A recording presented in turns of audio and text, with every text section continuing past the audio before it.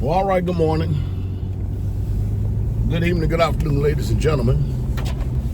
Citizens of YouTube, Pastor Dowell here. Look, I got something I want to talk to us about here this morning. Hopefully try to bring some clarity to understand it, because if you've been listening to me for the last 3 weeks, prior to last week, you realize that I really went in on how these particular spirits operate inside of people.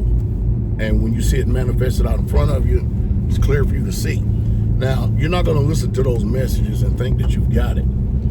It's going to take you quite a few times. But today, I'm going to talk about an infidel. An infidel. The one thing I noticed about Satan and those who are under his control at his will is that they'll do anything in the world to point their finger at the righteous, at the just, to get people who are weak in faith, still kind of worldly in mind. Because you have to understand, a slander is so easy to believe, because anytime somebody is being spoken evilly about somebody else, it's just so easy to believe that stuff, because that's what we want to do. It's sad, but it's true. And too many times, more often than not, we don't have people who have the heart. And when you know that someone has been slandered and defamed, how is it that you can throw away all these years of integrity? You know their walk, you know their manner of life, but you can just throw it away just because one person's slandered and another person jumps on it. It's evil. That's under the control of Satan, and another person, and another person. And then what? Is it by numbers now?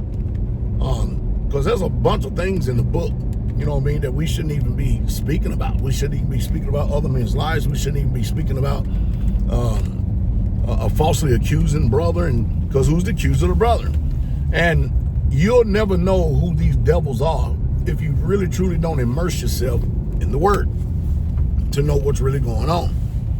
1 Timothy 5:8, it says this. It says, but if any provide not, did you hear that? You don't provide provisions for what you call your family or your own, and especially for those of his own house. He hath, look what it says. It says, he hath denied the faith and is worse than an infidel. Now, most of the time what we do is, when we read stuff like that, we don't put it together with everyday lifestyle.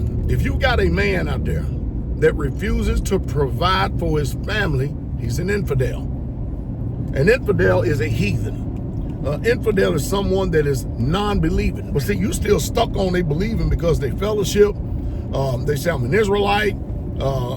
They have all these little things that are similar to the faith and stuff. But the book says these people are worse than an infidel. They literally have denied the faith. Why? Because they refuse. Because the faith teaches us duty and responsibility. You can't be sitting up there calling yourself a brother or sister or brother, really, and then not even provide for your own wife and your own children. See, what happens is we'll get these low base-minded people. They will hear a slander or an accusation from an infidel, someone that has abandoned their family, someone that has left from their family, someone that no longer cares about his wife or his children, and they're going off sowing their wild oats, being evil and wicked and everything else, and it's just crazy what goes on. It really truly is. Go out, be a whoremonger and stuff, and believe and think that they're actually going to go to the kingdom. Because you got to understand, man, a lot of people, this faith right here, they don't really truly believe it means what it says and says what it means. They really truly don't believe it.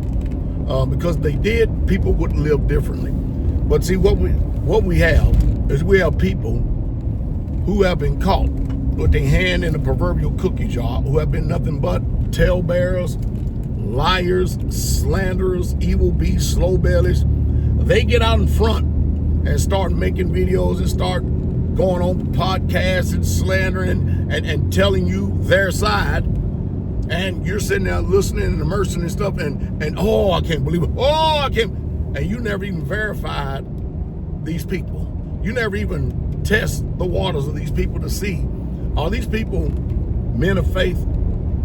Are these people, because you can automatically tell if you can spiritually discern. If somebody goes out there and they slander another person or slander anybody, and they're not even providing for their own house, why would you even listen to them? Now I'm beginning to wonder, are you the infidel? Does that make any sense? Why would you even waste your time listening to someone that can't even meet the bare minimum conditions of the book? Can you imagine a man having a wife and 3 children, and then they turn? I can tell you right now, here in this ministry, we just had another guy get his wife pregnant, right? And I think this is their 4th child. I think they got 3 children already and 1 on the way, or either 2 children and 1 on the way. Either way it goes, this guy turns around and says, I'm going out to be a hermit on the street. I'm going to let y'all take care of me. Now, first of all, how deceived and how full of deception are you when you think that y'all is going to provide and take care of you when you have denied your own family provisions? See, that's how delusional people are. We just had a guy just up and tell, now he never got to me. He got to another pastor and another teacher in the ministry. And he told him, well, my granddaddy left his family, my dad left his family, and I'm going to leave my family. And has no reason for it whatsoever. Now, he does have tendencies of wanting to be Mennonite or Amish or something like that.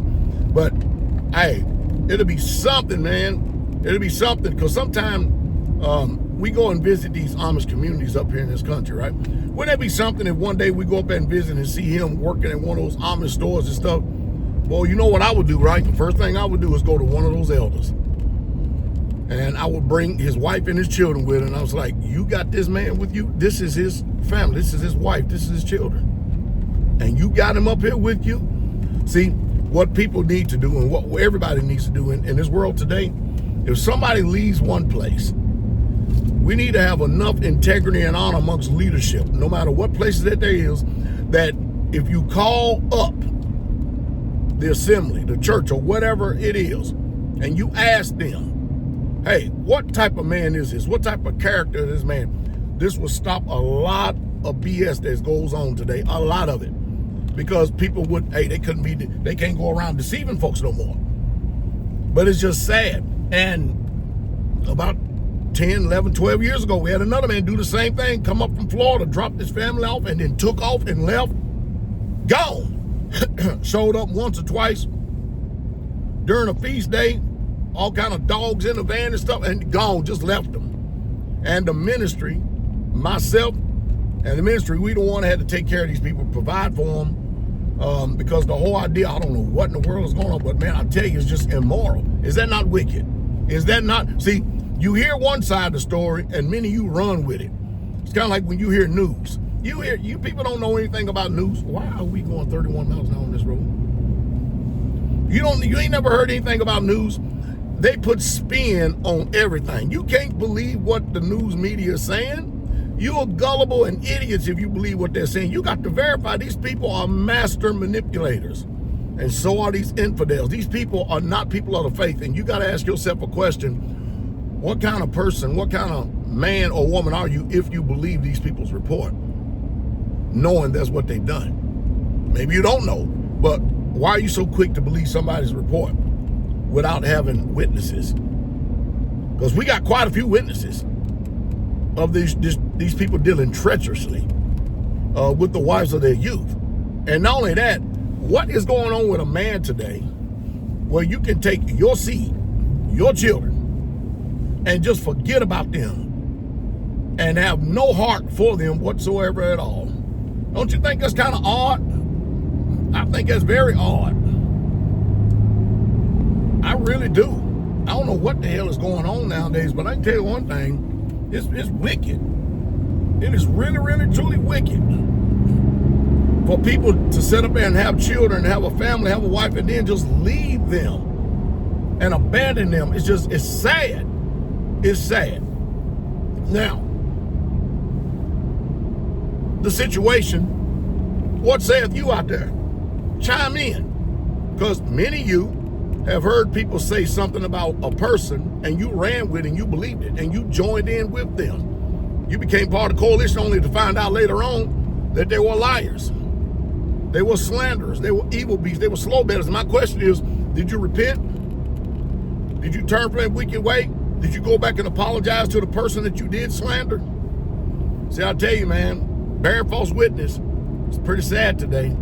I just gave you something to think on. So if you know a man that has abandoned his family, he's an infidel. Sure is. A heathen. Someone that don't even believe in Yah himself.